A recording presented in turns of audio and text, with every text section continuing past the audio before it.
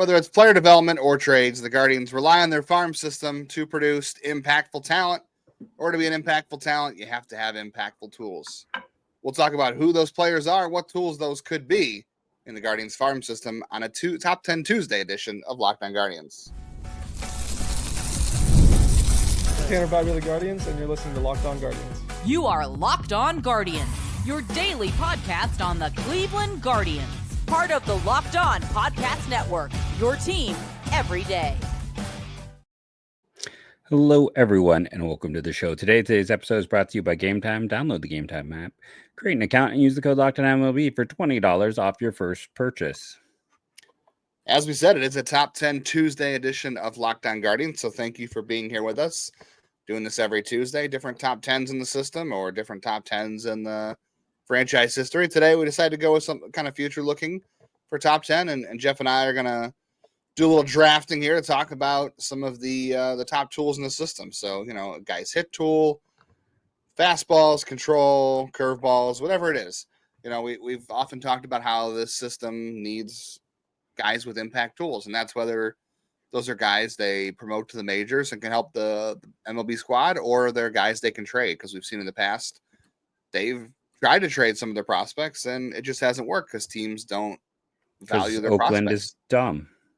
Yes. I was going to say teams don't value their prospects the way Cleveland does, but there's also Oakland who took two prospects with great defense and speed and absolutely zero other tools, and those are things you can't control. But what we can control is that you are here, and we appreciate that. And it's Locked On Guardians today at 5 days a week, free wherever you get podcasts on YouTube. So shout out to the everydayers. Shout out to the people who are just joining us for the first time, or whether you're listening a couple of days a week.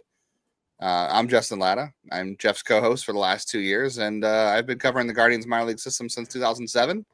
I was once the editor at Guardians Baseball Insider, which used to be Indians Baseball Insider, where Jeff was a part of. And now I write at the News Herald, the Morning Journal, and Next Year in Cleveland and Prospects Live and all those fun places.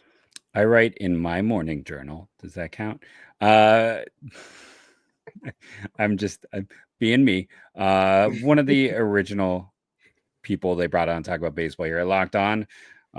Before that, I was nationally recognized at Scout 24/7 as a draft and prospect analyst, as well as a lover of bad puns and jokes, and all of that stuff.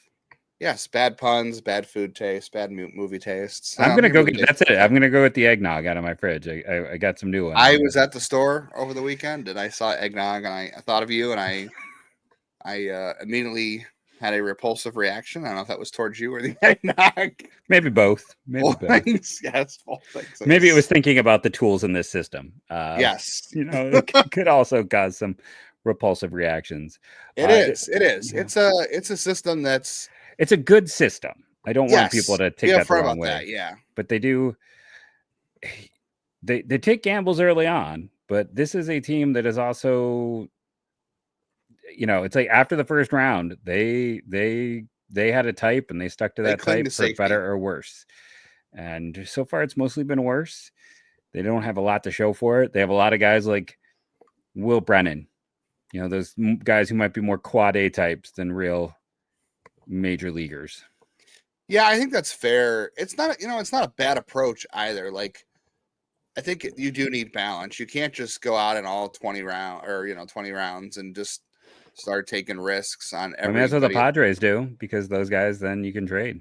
You can trade them, right? And sometimes they work out. And I don't know. I'd have to go back and look at the bust rate or the hit rate on all those things. But I think it requires good balance. You have to be able to draft guys that have a solid base to work with, but also you have to know your own player development strengths.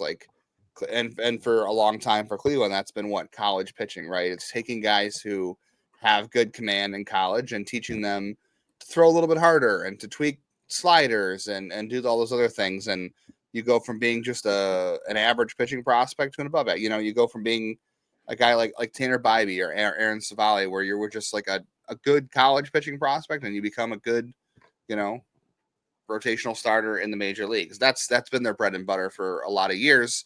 Hitting's been a little bit different. The pitching factory has been a little bit dinged recently.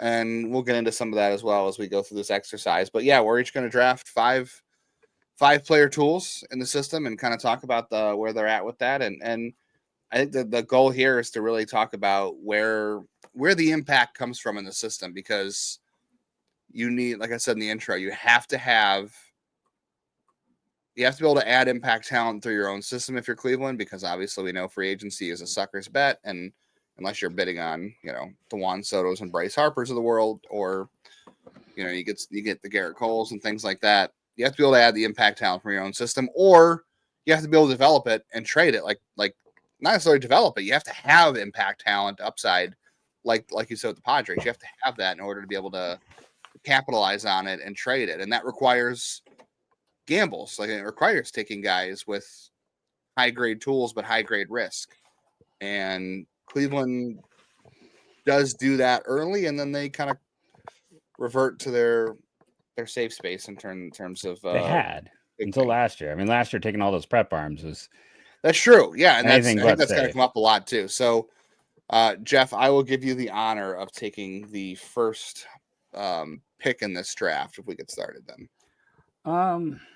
Since work ethic isn't a tool, I mean, I only have one tool in this system that I think is a potential 80 grade pitch or 80 grade tool, and that's Daniel Espino's fastball. I know he is currently hurt, and you and I had this discussion off air, like, how much is Espino's situation, an indictment? And it's just like, listen, there's my line. I said, listen, go ahead and do whatever you do when I say that too much.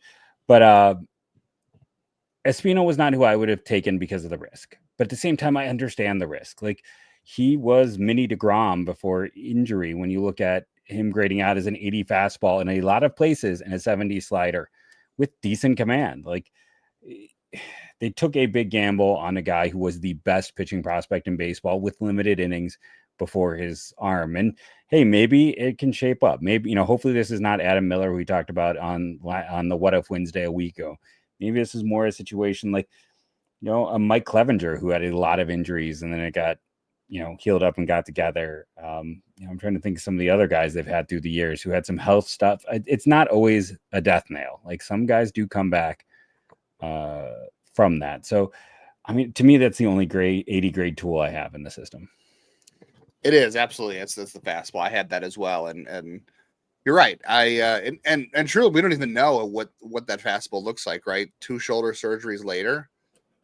We're saying that now because that's who Espino was in 2021, the last time we saw him pitch, which it's still mind-boggling to me that was it 2022 or it was 2022, right? Yeah, it's 22.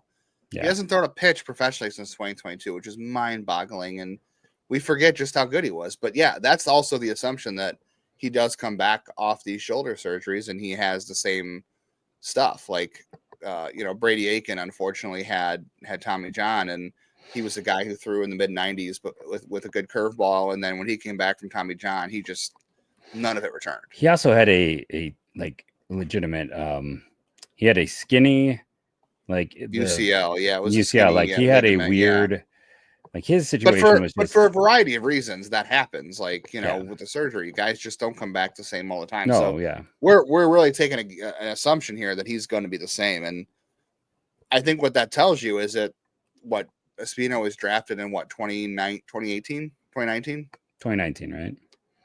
They haven't picked that high, but they've taken their first round gambles. They have not come close to grabbing a player with that much upside since 2019.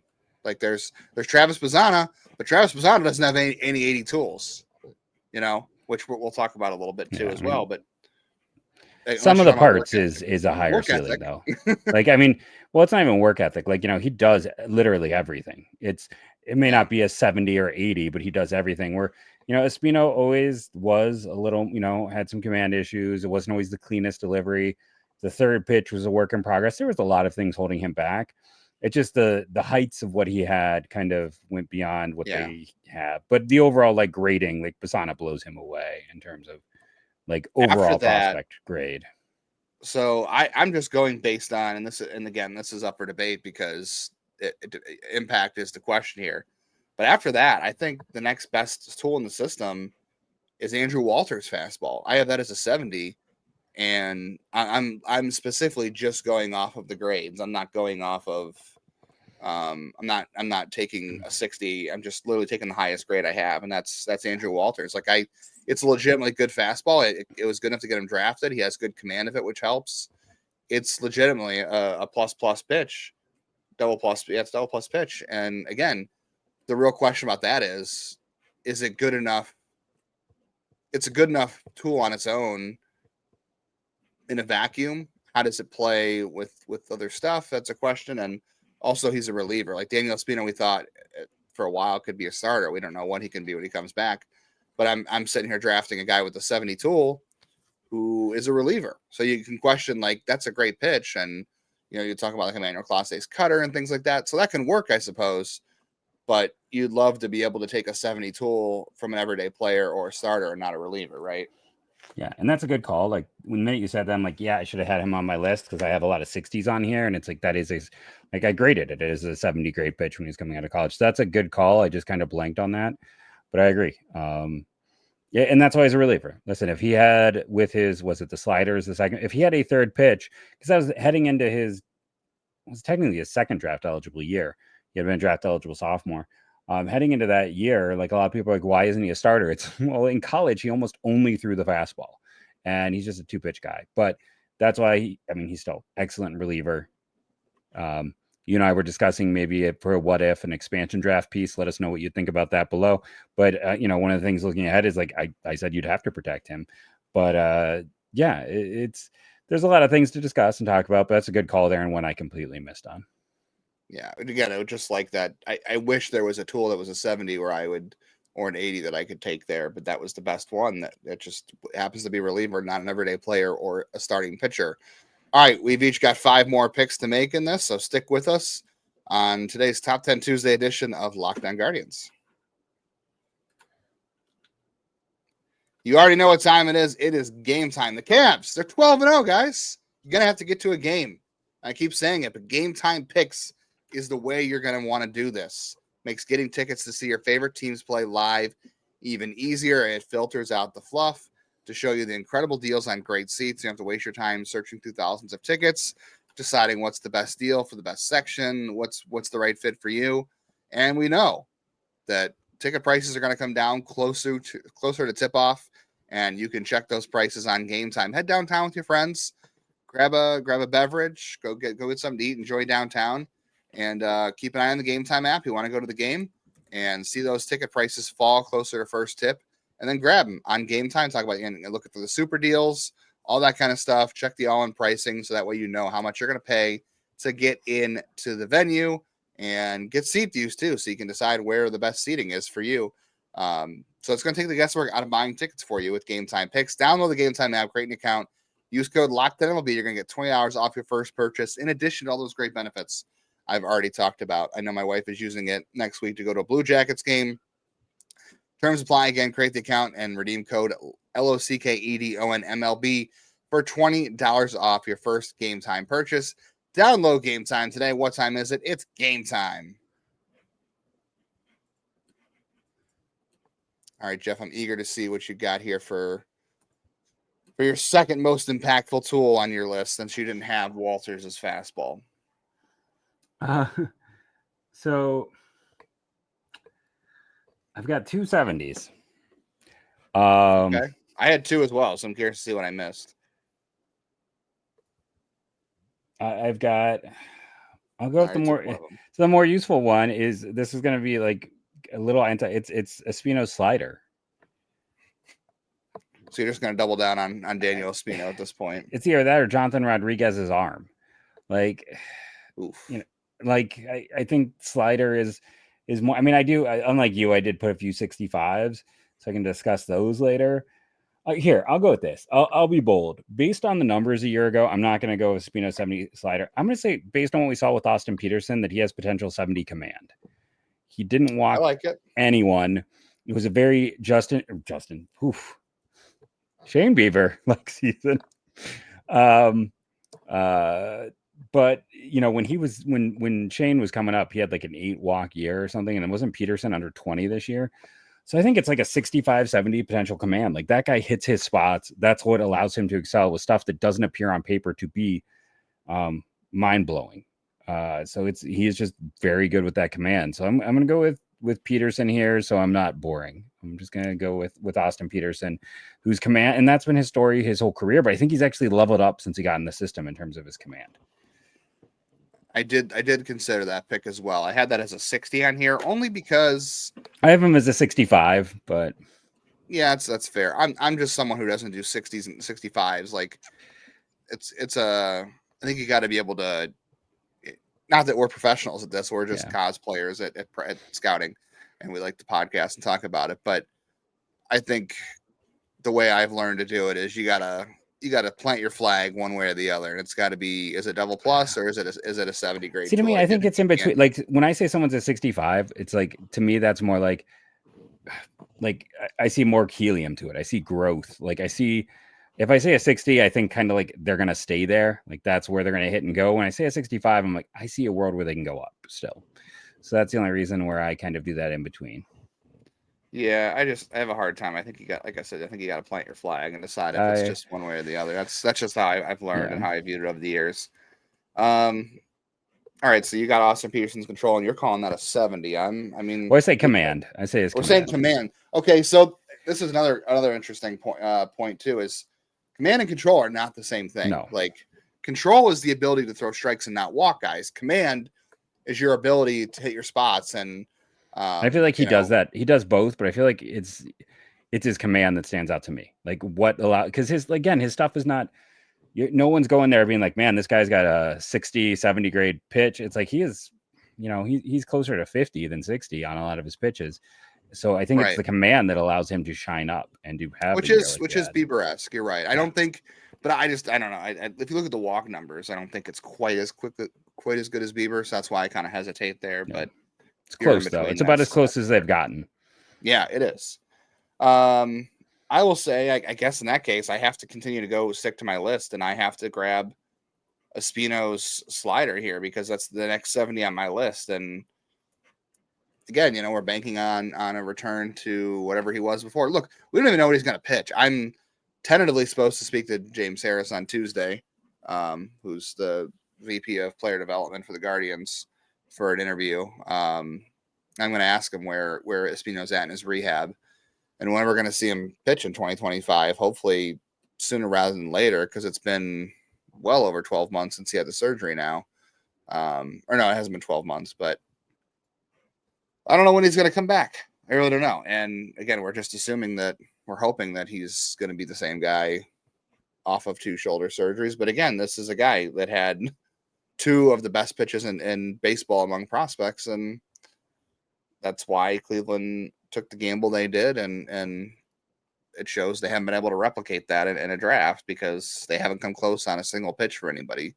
I don't know. I don't think anybody in the system has had a 70 pitch, let alone an 80. Like we said Andrew Walters' fastball.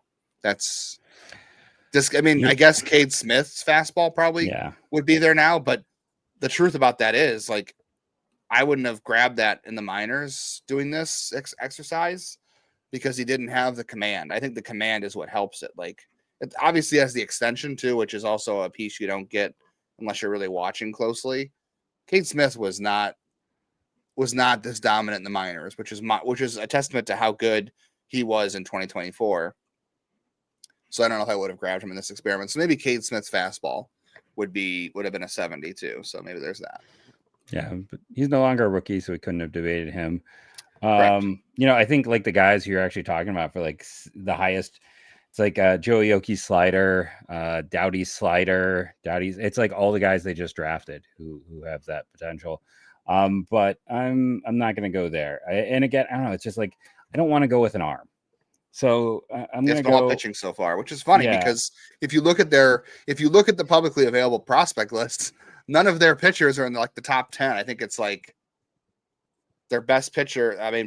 Pipeline has Braylon Doughty at 7. And Espino's at 10. So if I'm still up, I think I'm going to go, and I'm going to annoy you because I'm going to put a 65 on it. Because of youth and health, but Ralphie's power. because he has some huge exit velocities for his age. We know he was not 100% healthy all year. That he was battling through some things. He's young, he's figuring things out.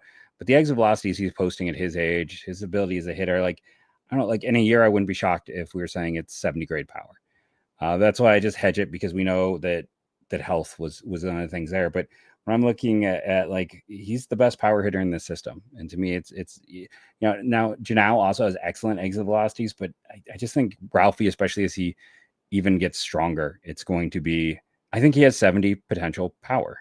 Maybe I'm crazy with that, but I think the potential for it is there.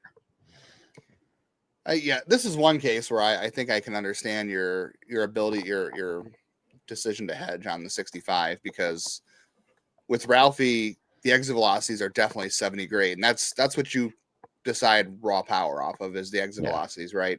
What is the potential to hit the ball hard and far, and that comes down to exit velo. Now, you don't get bonus points for hitting it 420 feet or 320 feet. As long as it goes over the fence, it's a home run. But consistently hitting the ball hard is a good thing, and it's a sign that you have that legitimate power, and pitchers need to respect that. The other half of that is you have to be able to get to the power, which is where game power comes from.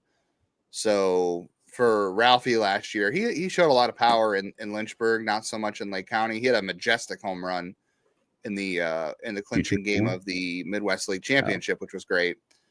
I did often see him late to pitches and hitting a lot of like lazy fly balls to left. So like I still have to see more of it in game, which is why I can understand why you're doing the 65, because he does. I think the raw power is definitely a 70 there, but game power, it might be a little bit less, because he needs to be able to get the ball in the air and into his pull side more, which, as Cooper Ingle told us earlier this year in an interview. You can go back and listen to that if you haven't. The Guardians in theory are good at teaching this. Like, he feels like they are, which is funny, because look at his data. It's not, doesn't really say that he does it very often, but he understands it, and they're good at teaching that. So hopefully Ralphie can pick that up more, because that would be important. But again, first round pick that, I know you were in on Ralphie. Not a lot of other places publicly had him connected to Cleveland. Almost nobody did. And he was a late riser. So they took a gamble there, because he was a high school catcher who also played some outfield. And he's playing first base now and playing some outfield, which is great.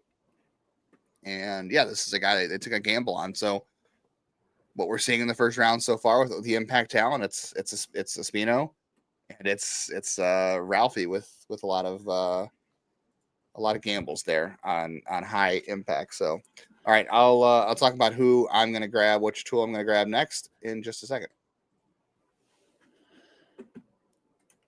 So Justin was talking about the everything going on with Cleveland. Cleveland has played so well, by the way. Right now, if you head over to FanDuel, you can't even bet on their win totals anymore. They've taken the over under off their board. It's they don't know what to make. 82 on there. But get ready to tackle NFL action with FanDuel, America's #1 sportsbook, because right now new customers can bet $5 to get $150 in bonus bets if you win. The FanDuel Sportsbook app gives you everything you need to place live bets on the NFL all in one place. So when you get a hunch in the middle of the game, you can check out the latest stats, view play-by-play, and so much more at the same page where you place your bets. Right now, by the way, Cleveland, third best odds to win their conference. Just visit FanDuel.com to join today. You'll get started with $150 in bonus bets if your first $5 bet wins. That's FanDuel.com. Never waste a hunch. Make every moment more with FanDuel, an official sportsbook partner of the NFL.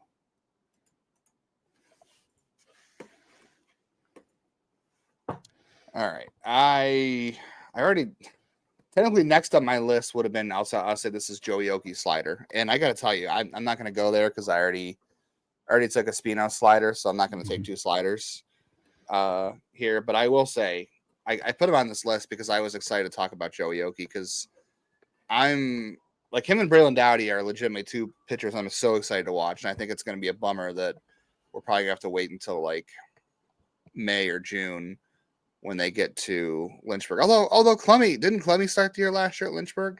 I believe he did, didn't he? So maybe there's a chance we see those high school kids up there in Lynchburg to start the year. And if that's the case, man, that Lynchburg rotation has a chance to be a lot of fun with just some of those high school kids from this class, and maybe some of the college kids as well, depending on who goes there. So I'm really excited to watch those guys pitch and see what Cleveland has done with them already, and just what we knew about them coming into the draft. So then who's your real guy then? My real guy here, I'm going to go Travis Bazzana's hit tool. He was up there for me. Yeah, I think this is legitimately a 60 grade tool in the system. It's an impact tool. And the hard thing about the hit tool is it's very ambiguous, right? Because you can go anywhere and see how they do this. And I feel like people do a really bad and disingenuous job of talking about what they bake into their hit tool. And to me, we've talked about this multiple times, I believe, on the show. I believe if you're going to talk about a guy's hit tool, it has to, and you can break this out individually, but I think all these components make up a hit tool. It's exit velocity. It's the ability to make contact. It's also plate discipline and pitch selection. And again, you can break those out individually, and I could go into that with Bazzana. I'm not going to today, but I think all those things have to cook together to make the hit tool, because the ability to hit has to be swing at the right pitches, laying off the bad ones, make contact with the ones you want to get, and hitting it hard. You can't, like, I've seen people put 70 grade hit tools on Ernie Clement, and Ernie Clement, love the dude, but not a 70 grade hit tool, because you're talking about a guy who hits a lot of 90 mile an hour ground balls. He had a good year last year. I shouldn't ding Ernie Clement here, but I think you got to hit the ball hard. And I know Bazzana's carrying tool isn't really his exit velocities, but I think they're still solid. They're still solid. You have great pitch selection here, good swing decisions, and he still makes a ton of contact. So I think it's legitimately one of the best tools in the system, especially among hitters. Like, I'm only going to give it a 60 because I'm a little more conservative on these things, and I don't do 65s, but I could see a world where it would be a 70. I think he's that good of a hitter. I think what keeps it below a 70 for me is the passivity. No, I get that. I get that. So I think next I'm going to go with a hit tool as well, and another 60 hit tool. And to me, that's Kyle Manzardo.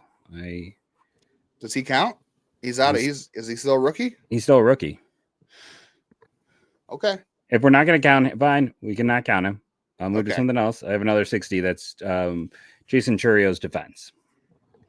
I think he's a 60 defender. I think, when you look at the whole package of ground he can cover due to his speed, which I also think is a 60 grade tool, and, a strong arm, especially for center field. It's a plus arm for center, but he could play either corner outfield spot. He covers ground. He moves naturally.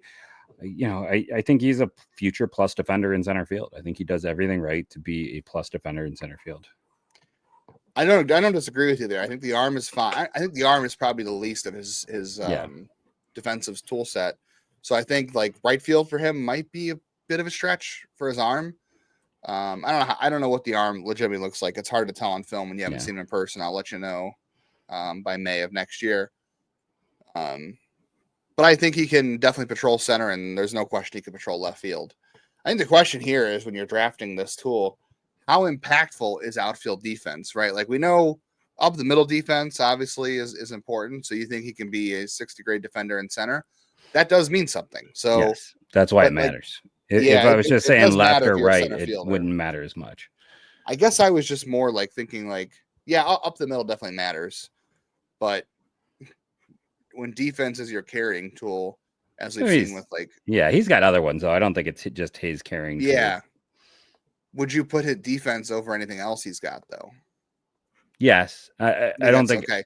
So his defense is his carrying tool. It's his. But when I hear carrying tool, to me that means the rest of the tools aren't there. It's like I think the rest of his tool set is solid. I don't think there's a net negative. Like, I look at him as like a, like I said, you could say his carrying tools is speed if you wanted. Like, he runs well. I think there's a world where he's like got 2 or 3 60s if everything works out right. Like, I don't. To me, like, Miles Straw defense was the carrying tool, and you were hoping he could get to just about two derivations below league average. I don't see it as like necessarily it is his best tool, but it doesn't have to be his carrying tool, because the whole group of tools is good enough. So my last one is going to be Chase DeLauter's power. Did you take Chase DeLauter's power? No, did I take Chase DeLauter's power? I took Ralphie's power. Oh yeah, no one's taking DeLauter. So my next one is going to be Chase DeLauter's power, and this is, again, we're talking about risk and upside here. Like, it's a health problem. I have all the health problems here. But when you look at the system in terms of impact, it's legitimately the best tools are a guy that's hurt, a guy that's a reliever, and you took Ralphy's power, which is a lot of risk, and the same with Chase DeLauter. Like, the power is there, the exit velocities are there. You can't fake good exit velocities, even in the Arizona Fall League. But his ability to get to it consistently is going to be the big deal. It's the same as Ralphie. He's got to get the ball in the air. I think DeLauter's going to be better at getting the ball in the air consistently because of his swing. The question's going to be, is his swing going to allow him to make enough contact where, like, he doesn't strike out? I don't know. When he does make contact, it's usually good hard contact. It's just, and contact's not really his issue. It's a weird swing, and will it get exploited? Like, weird swings have a history of getting exploited in baseball. And again, this is just another case where Cleveland, this is an impactful tool. And that's also, it's also fair to say, like, there's no unicorns, right? Like, there's very few unicorns out there, and you'd like Cleveland to have one of these guys where you get the upside without some of the risk, right, with these impact tools. But the reality is, when you take sometimes high impact tools, you are taking risk, and like Espino and Chase DeLauter, right? That's kind of in Cleveland's MO, especially where they pick in the draft normally. So I'm not going to ding them for that, but that does tend to happen. And you'd love to have more impact tools that come along without the risk, but that just isn't reality. Yeah. So I guess for 5, I'll just go ahead and say Jonathan Rodriguez's arm. I mean, it's not really impactful, but it is a high trait. Like I said, if I can't, Manzardo was my 10th on here. I also have DeLauter's arm. You took the slider for Espino. Churio, I had speed, but I'm trying not to double up. There's not a lot of other players that I'm looking at. Like I said, I'm like, part of me wants to say like Janao and try to figure out like just quick twitch, like almost like it's not. Janao is an interesting case because it's like I don't know if he has plus. He's got great exit velo, so maybe there is power there. He seems to have a good idea of what's going on at the plate, but I wouldn't consider it a plus hit tool. But he has a chance to stick it short. Like, it's not a tool, but it's like if quick twitch was a thing, I would take Janao and say like 60 grade twitch. Just like do that defense then. Just do defense. Another. Yeah, I mean, it's potential. Like, that's the thing, though. There's absolutely a world in my mind, based on his exit velocities, based on what we've seen, where like Janao is what we hope Gabby Arias would be, like plus defender, plus power. Like, I think there is a world where he can get to that. The arm is close. I will tell you that the arm is close. It's not. I think Arias had a 70 grade arm. I don't know if now has got a 70 grade arm, but it's legitimately a 60 at the very least. I was thinking 60 for him as well. So I'm kind of doing this whole thing, and I'm because like Jonathan Rodriguez is fine. But like that's not an impactful trait. So it's like there's that part of me that wants to take him just because it's a 70 and we're talking tools, but like just the general twitch, general twitch of Janao, like the way that guy can react quickly to things. It affects defense, it affects power. It's all those things that he's in a positive way, he's the twitchiest guy in the system. So I'm gonna say like his general like twitch, which can be defense, athleticism, power, which because his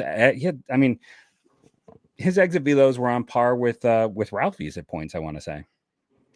I mean, I don't know if they were reaching the top ends of Ralphie's, but they were like consistently in that line. So you're not wrong. I would be excited about now, and I'm curious to see what he does in Akron next year, because that'll be a big test for him. Obviously all the big tests come at AAA. This is tough for my last one. I got Oki sliding up there. I'm not taking another slider.